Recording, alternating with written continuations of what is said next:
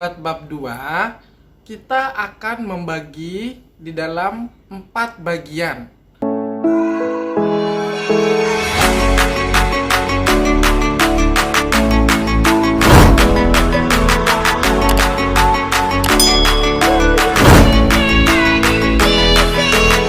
Assalamualaikum warahmatullahi wabarakatuh. Halo sahabat bijak, ketemu lagi dengan saya Pak Awal.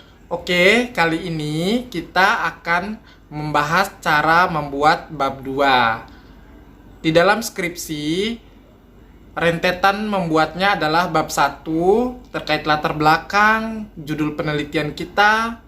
Bab 2 ini adalah tinjauan pustaka atau kata lainnya adalah studi literatur. Buat bab 2, kita akan membagi di dalam 4 bagian. Yang pertama, di bab 2 itu harus ada yang namanya novel day atau kebaruan. Bagaimana kita melihat kebaruan di dalam penelitian kita, di dalam skripsi kita, maka kita memerlukan yang namanya penelitian atau penelitian terdahulu atau dalam kurung pendul ya. Biasanya mahasiswa itu sering mengatakan pendul atau penelitian terdahulu. Apa sih yang kita lihat di dalam penelitian terdahulu? Di sini teman-teman mahasiswa, teman-teman sahabat bijak bisa mencari di Google Scholar. Google Scholar, ketik saja Google Scholar di dalam Google biasa, nanti akan muncul di dalam sana itu banyak sekali artikel-artikel ilmiah yang terindeks Sinta. Jadi bisa dicari tema yang hampir-hampir sama. Misalnya teman-teman sahabat bijak mau mengambil tema mengenai promosi pariwisata. Tinggal ketik saja promosi pariwisata. Nanti akan muncul berbagai judul penelitian di dalam artikel berkaitan dengan promosi pariwisata, begitu ya. Kemudian diambil dan dimasukkan di dalam penelitian terdahulu. Untuk sarjana atau S1 itu minimal 5 artikel untuk mengetahui perbedaan dengan penelitian sebelumnya. Jadi kita harus mengambil 5 artikel yang temanya mirip dengan penelitian kita. Kemudian dijelaskan mulai dari judulnya, kemudian metodologi penelitian yang digunakan, kemudian perbedaan dengan penelitian kita itu apa. Di situ dijelaskan secara deskriptif dulu 5-5-nya. Jadi mulai dari judul, metodologinya, tujuan dan hasil, serta perbedaannya itu apa, itu dipaparkan. Kemudian dibuatkan dalam bentuk matriks. Jadi matriksnya itu yang pertama biasanya itu nama peneliti dan judul penelitian serta tahun terbitnya, kemudian tujuan penelitiannya, kemudian selanjutnya adalah metodologi, dan selanjutnya adalah hasil, yang terakhir adalah perbedaan dengan penelitian kita itu apa perbedaannya. Itu dibuat dan ditarik kesimpulan setelah dibuatkan dalam bentuk matriks tadi, ditarik kesimpulan apa hasil dan perbedaan yang ingin ditonjolkan atau diperlihatkan di dalam penelitian sebelumnya dengan judul penelitian kita. Apakah berbeda dari objek penelitiannya, atau berbeda dari variabelnya, atau berbeda dari teori yang digunakan atau lokasi penelitian yang kita ambil di dalam penelitian kita. Itu bisa menjadi kebaruan atau novel day dalam penelitian.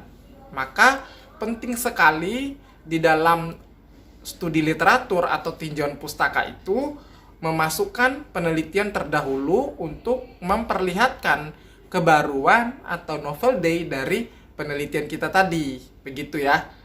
Kemudian selanjutnya, setelah kita memasukkan penelitian terdahulu yang temanya hampir sama dengan tema penelitian kita, selanjutnya adalah kita masuk ke dalam landasan teori.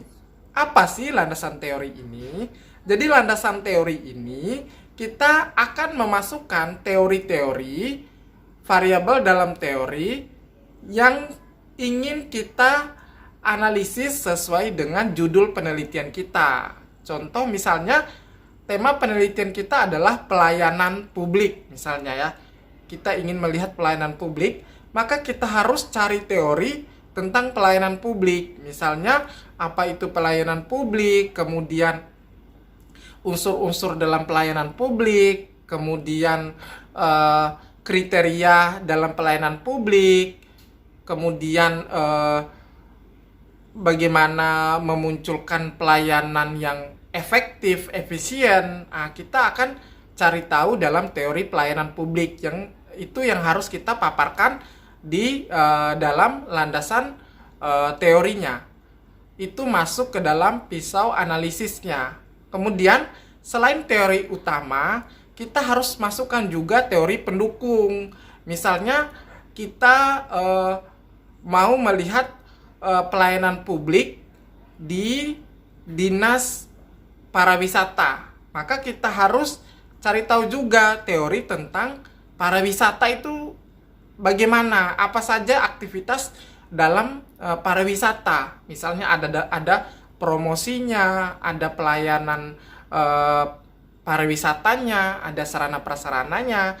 Nah, kita juga harus memasukkan teori tentang pariwisata, begitu ya. Jadi harus ada dukungan, ada keterkaitan antara teori utama dan teori pendukung, harus saling mendukung, begitu ya. Setelah yang kedua landasan teori, yang selanjutnya adalah kerangka konseptual. Apa sih kerangka konseptual ini? Jadi kerangka konseptual ini kita definisikan secara rinci bagian-bagian yang ada di dalam judul kita. Misalnya kita mau melihat analisis pelayanan publik di dinas pariwisata misalnya ya. Berarti kita harus definisikan dulu analisis itu apa, kegiatan dalam analisis itu apa saja yang diidentifikasi. Jadi didefinisikan satu persatu.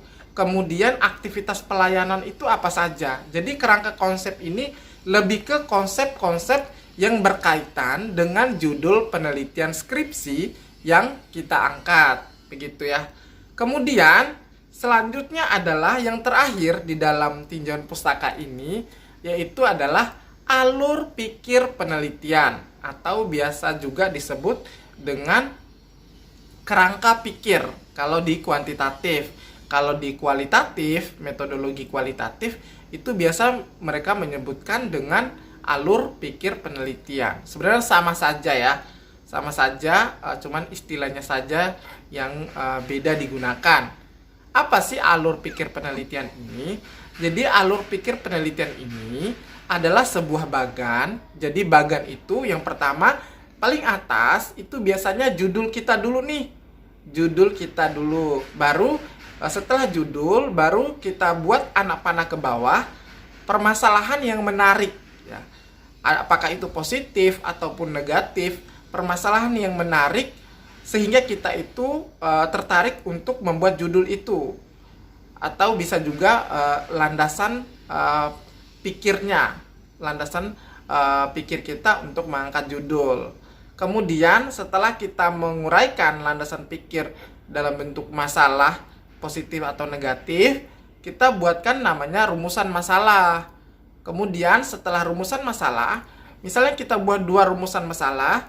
Jadi rumusan masalah pertama dan yang kedua itu kita harus punya pisau analisis. Jadi pisau analisis itulah tadi itu mengenai teori yang akan kita gunakan untuk membedah rumusan masalah pertama atau kedua. Misalnya tadi bagaimana pelayanan pariwisata, berarti kita cari tahu tentang kualitas pelayanan pariwisata tadi dengan teori pelayanan publik di bidang pariwisata, begitu ya. Setelah rumusan masalah baru kita analisis data di bawahnya, baru kita tarik kesimpulan dan saran dari hasil penelitian kita, saran atau rekomendasi ya. dari hasil penelitian kita. Jadi bisa ditarik kesimpulan lah begitu. Nah, itu pentingnya tinjauan pustaka. Jadi ada yang menjadi tanggung jawab sehingga penelitian kita itu arahnya tetap sama, tidak neko-neko atau tidak mengambil menyinggung ranah yang berbeda, jadi tidak mendalam gitu. Jadi untuk mencegah itu, maka tinjauan pustaka ini akan mengarahkan kita atau menuntun kita untuk menganalisis data penelitian ini dengan teori-teori dan alur pikir yang membuat kita tetap di atas rel penelitian kita itu, di atas objek penelitian kita, jadi tidak kemana-mana begitu. Oke, mungkin ini saja yang bisa saya sampaikan untuk membuat tinjauan pustaka atau literatur pustaka yang ada di dalam bab 2 skripsi. Nanti kita akan ketemu lagi di lain waktu. Apabila ada yang kurang dipahami, bisa ditanyakan di kolom komentar. Kemudian jangan lupa di like, di subscribe channel YouTube kami. Semoga semakin berkembang. Sampai jumpa.